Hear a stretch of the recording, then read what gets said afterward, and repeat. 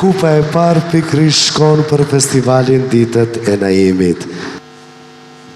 Festivali ndërkombëtar i poezisë Ditët e Naimit me Selina Tetov përfaqëson një nga shënjuesit më të rëndësishëm të ndërkomunikimit bashkëkohor letrar dhe kulturor në nivel kombëtar e ndërkombëtar. U themelua para 30 vjetësh, duke u bërë një platformë për dialogimin e ndërprerë brenda shqiptar, dhe më pas duke u shndërruar në një urë lidhëse midis kulturës, poezisë shqipe dhe asaj botrore. Në kuadër të festivalit kanë marrë pjesë poetë të njohur nga vende të ndryshme të botës, përfshirë edhe autor me reputacion ndërkombëtar, prej tyre dhe kandidat për çmimin Nobel për letërsi.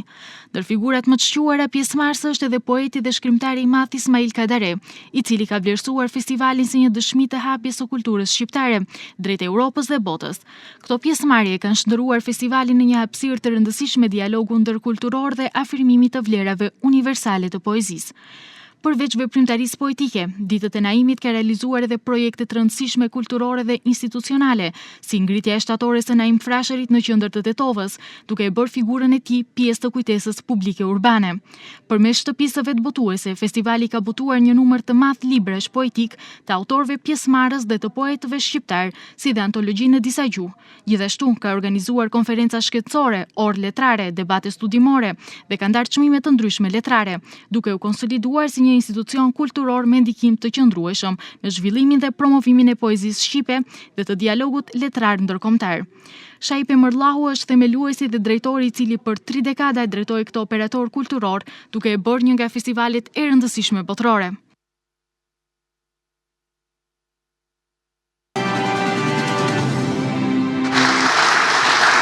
Kupa e parë pikërisht shkon për festivalin Ditët e Naimit. Kemi këtu mikrofonin shejp, besoj që do i thoni 2 fjalë.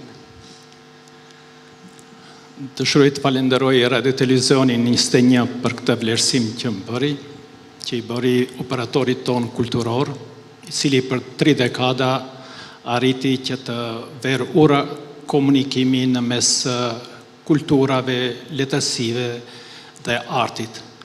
Unë dua që këtu në rend parë të falenderoj familjen time, e cila mu gjen pranë dhe mori pjesë gjatë 3 dekadave.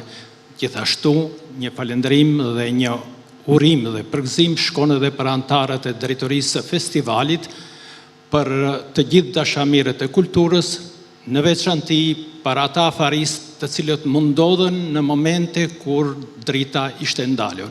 Faleminderit. Faleminderit zoti Shejp. Urime, vazhdoni edhe 300 vite të tjera, sepse është i vetmi festival i këtij karakteri. Ju përgëzoj për punën. Faleminderit.